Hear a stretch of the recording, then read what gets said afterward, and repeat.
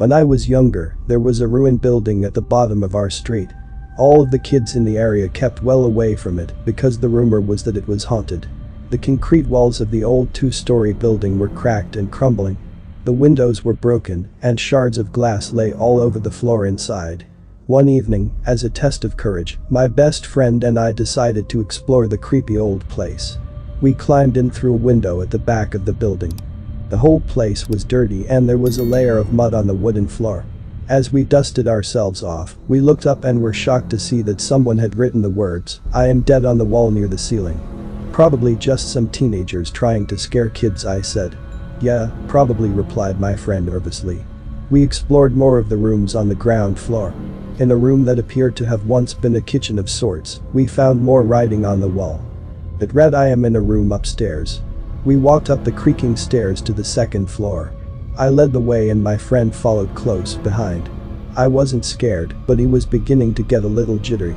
When we came to the top of the stairs, we turned left and walked cautiously down the narrow hallway. At the end of the hallway was a closed door with some more ominous writing on it. "You will find me in this room." By now, my friend was shaking with fear. I was quite creeped out too. But I didn't want to show it. He told me he didn't want to go any further, but I insisted, telling him there was nothing to be afraid of. I turned the handle and the door creaked open. We stepped into the room and found it empty. There were two closed doors on either side. There was more creepy writing on the wall. It read, "My head is on the left and my body is on the right." As soon as my friend saw this, he completely lost his nerve. He gave a yelp and turned to run away. I caught hold of his arm, but he shook me off and fled out through the open door. I heard his footsteps disappearing off down the hallway. I held my ground. I was determined to be brave and overcome my fear. Mustering all my courage, I opened the door on the right and walked inside. I walked to the other side of the room, and on the wall, written in tiny letters, were the words, "My body is underneath." I looked down at the floor. I was standing on some more writing on the floorboards. I stepped back and saw the words, "My head is coming from the room behind you. Turn around." I heard the door behind me creaking and quickly turned. There was a shadow moving behind the door. Suddenly something rolled into the room and came to a rest against the wall. It was my friend's severed head.